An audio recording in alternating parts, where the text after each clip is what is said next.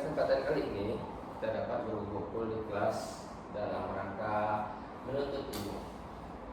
Hadis Nabi SAW bersabda dalam hadisnya, "Man salaka tariqan yaltami sufi ilman, salallahu bihi lahu tariqan ilal jannah."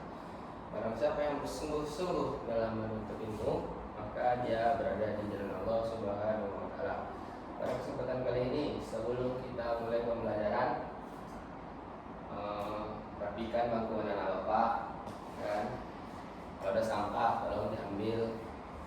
Nah, setelah rapi, tidak ada hal-hal yang tidak berhubungan dengan pembelajaran kita pada pagi hari ini. Kalau itu disimpan, ya kan? Nah, sebelum kita lanjut ke materi kita, Pak. Rumi, rambut apa Rumi? Macet Pak. Macet, bisa Rumi. Cepat angkat kursi dulu Rumi.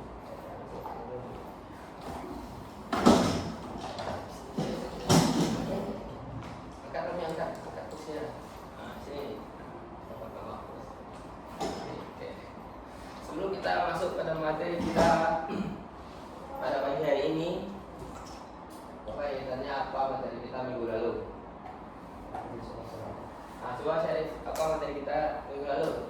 Halal dan haram, Pak. Halal dan haram. Apa saja makanan yang halal dan apa saja makanan yang diharamkan? Yang halal itu makanan ayam, Pak. Ayam, betul. Haram daging babi. Betul sekali. Jadi apa buat saya? Nah, sama-sama kita perhatikan di depan itu ada materi kita tentang ketentuan kurban dan akikah. Romi, coba baca Romi. Ketentuan kurban dan akikah. Panduan ringkas tentang dua ibadah penyembelihan dalam Islam. Kurban sebagai bentuk ketaatan kepada Allah Subhanahu wa taala dan akikah sebagai ungkapan syukur atas kehadiran Allah. Nah, bagus sekali. Lihat terus Pak Romi. Nah, pada materi Bapak itu mengenai kurban dan akikah, seperti yang dijelaskan oleh teman kita tadi, Romi, ya kan? Dia sudah menjelaskan apa itu kurban, apa itu kurban akikah. Di sini Bapak sedikit menjelaskan kurban secara bahasa berarti berasal dari kata korba yang kurbanan, yang berarti ikan. Secara istilah, kurban adalah ibadah menyembelih hewan ternak tertentu pada hari raya Idul Adha dan hari-hari tasyrik sebagai bentuk mendekatkan diri kepada Allah Subhanahu wa taala. Ada yang tahu hari tasyrik itu tanggal berapa Zulhijjah? Tanggal 11, 12, 13, Pak. Nah, betul. Tanggal berapa? 11, 12, 13 Zulhijjah. Maka itu yang dinamakan dengan hari tasyrik. Kemudian landasan saya ingin kembali kita sendiri. Hukum kurban sunnah muakkadah, berarti sunnah yang dianjurkan. Maksud dianjurkan ketika kita mampu maka kita harus mengusahakannya. Jika kita tidak mampu, kita juga harus memaksimalkannya. Karena di sini yang dianjurkan bagi setiap muslim yang mampu secara ekonomi. Jika tidak mampu maka kita harus mengusahakannya. Kemudian ada tujuan ibadah dari kurban itu sendiri, yaitu bentuk rasa syukur atas nikmat Allah Subhanahu wa taala sekaligus bukti kepedulian terhadap sesama. Nah, itu landasan syar'i kurban. Kemudian dalilnya itu dari Quran surah Al-Ikhlas ayat 2. Dari kata-kata wanhar, yaitu maka laksanakanlah salat karena Tuhanmu dan berkurbanlah. Kriteria hewan kurban. Unta, kalau unta di Indonesia ada dong. Kambing minimal umur 1 tahun, sapi atau kerbau minimal umur 2 tahun, domba minimal umur 6 bulan, tampak sehat dan besar. Jangan kita pilih domba yang terlihat kurus, ya kan, atau cacat. Di sini ada garis bawahnya atau pagarnya yang buta, pincang, sangat kurus atau sakit parah, itu tidak sah dijadikan hewan kurban. Siapa yang berkurban? Nah, tentunya kita sebagai orang Islam. Coba dibaca Febri, syarat orang yang berkurban. Syarat orang yang berkurban yaitu yang pertama beragama Islam, yang kedua memiliki kemampuan ekonomi yang cukup, yang ketiga memiliki secara sah, bukan curian atau sengketa, yang keempat yaitu berniat ikhlas karena Allah Subhanahu wa taala. Masya Allah, betul sekali apa yang dikatakan oleh teman kita Febri. Saat orang berkurban beragama Islam, memiliki kemampuan ekonomi yang cukup, Lanjut, nilai dibalik ibadah kurban takwa. Pertama, tentunya kita bertakwa kepada Allah Subhanahu wa taala. Kurban ini mengajarkan kepada kita bahwa besarnya rasa tanggung jawab terhadap umat muslim atas apa yang diperintahkan oleh Allah Subhanahu wa taala. Kemudian nilai sosial. Nah, daging kurban ini juga dibagikan kepada fakir miskin, bukan kepada kita yang mampu berkurban, tetapi juga dibagikan kepada saudara kita yang fakir miskin. Karena apa? Membawa kebahagiaan di hari raya Idul Adha. Yang terakhir itu persaudaraan, untuk menjalin persaudaraan kan. Rumi, baca Rumi. Apa itu akikah? Apa itu akikah? Akikah adalah penyembelihan hewan sebagai ungkapan rasa syukur kepada Allah Subhanahu wa taala atas kehadiran seorang anak. Ibadah ini disertai pemberian nama dan penyebutan nama bayi. Nah, betul sekali Rumi. Hukum akikah itu sendiri ialah sunnah muakkadah. Bukan orang tua yang belum mampu, tidak berdosa karena Allah tidak membebani hambanya di luar kemampuannya. Maksud ini, bentuk diadakannya akikah ini adalah bentuk rasa syukur kedua orang tua ketika apa? Ketika kelahiran buah hatinya ke muka bumi.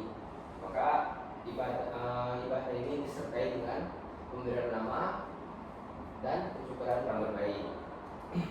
Setelah hadis Nabi riwayat dari Abu Daud, hadis Nabi SAW itu setiap anak tergadai dengan akikahnya. Berarti ketika anak sudah akikah berarti sudah lepas gadaiannya gitu, lepas kewajiban orang tua pada anak itu gitu. Hewan dan waktu akikah. Ketentuan hewan pertama, anak laki-laki 2 ekor kambing, anak perempuan 1 ekor kambing domba yang sepadan. Nah, di sini seperti halnya kurban tadi, tidak boleh ada hewan yang cacat, mata yang buta, kaki yang pincang dan lain sebagainya. Sebagian ulama membolehkan 1 ekor untuk anak laki-laki jika tidak mampu. Tapi hanya sebagian ulama, lebih baiknya anak laki-laki itu 2 ekor kambing dan anak perempuan 1 ekor kambing. Coba baca syarif waktu pelaksanaan hari ke-7 sampai kapan mampu baca. Tapi apa? Kenapa? Coba Waktu pelaksanaan hari ke-7, waktu paling utama penyembelihan, pemeliharaan nama, pemberian nama dan pencukuran rambut. Yang kedua yaitu hari yang ke-14 atau 21. Ya. Alternatif jika hari ke-7 belum memungkinkan. Dan yang ketiga itu kapanpun mampu, tetap sah dilaksanakan. Siapa? Sudah. Nah, betul sekali apa yang kita beri. Aku buat Dewi. Nah, yang terakhir, sebelum kita masuk terakhir, nih Bapak lihat, anak-anak Bapak ini udah ngantuk, udah pada lelah, udah pada capek. Mungkin karena hari ini full masuk pembelajaran di sekolahnya. Jadi Bapak sedikit memberikan ice breaking. Coba anak Bapak berdiri semuanya. Ya. Ice breaking kita bukan sembarang ice breaking, karena ice breaking ini tidak akan didapatkan di lokal-lokal lain oleh guru-guru lain. Nah, kita pemanasan saja ya. Kan waktu itu udah MBB itu 198. 1, 2, 3, 4, 5, 6, 7, 8. Ya, boleh. 1, 2, 3, 4, 5, 6, 7, 8. Oh, nih langsung nih. 1, 2, 3, 4, 5, 6, 7, 8. Ya, sedikit. 1, 2, 3, 4, 5, 6, 7. Nah, baik sekali beri aplaus kita semua. Nah, mungkin SPK itu memberikan kita ruang sedikit agar lebih semangat, ya kan? Karena itu habis ini Bapak nggak mau lihat anak-anak Bapak ngantuk aja. Yang terakhir kita baca hikmah dari akikah itu tersendiri. Syukur kepada Allah Subhanahu wa taala. Orang tua menunjukkan rasa terima kasih atas amanah yang diberikan Allah melalui kelahiran sang buah hati. Tentunya kita akan menjadi orang tua ketika kita memiliki pasangan, kita akan memiliki dan diusahakan diberi rezeki Allah memiliki buah hati. Nah, sebagai bentuk rasa syukur kita kepada Allah, maka itu diadakannya akikah. Mempererat silaturahmi melalui pembagian makanan, terjalin kebersamaan dan persaudaraan antara keluarga, kerabat dan masyarakat sekitar. Betul, sangat betul. Contohnya kita akikah, kita undang mama saudara kita mendoa istilah kalau ada waktu. Kan ke rumah kita siap-siap bisa, kan? atau siap maghrib berdoa untuk keselamatan atas kelahiran sang buah hati tersebut. Yang terakhir itu adalah pendidikan sejak dini. Sejak awal kehidupan, Islam mengajarkan pentingnya berbagi, bersyukur, dan mendekatkan diri kepada Allah Subhanahu Wa Taala.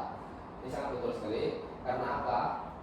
Karena lahir kita di bumi itu Allah Subhanahu Wa Taala mengajarkan pentingnya kita berbagi. Sebagaimana halnya dengan anak Nabi Adam, Qabil dan Habil. Nah, sebelum ada pertikaian di antara mereka berdua, ya kan? Mereka ini diajarkan bagaimana pentingnya berbagi agar mereka selalu bersyukur dan mendekatkan diri kepada Allah Subhanahu Wa Taala. Kenapa bersyukur? Karena dulu Habil dan Qabil ini dia tinggalnya di surga, ya kan? Agar tidak menyepelekan apa-apa kebutuhan yang ada di surga.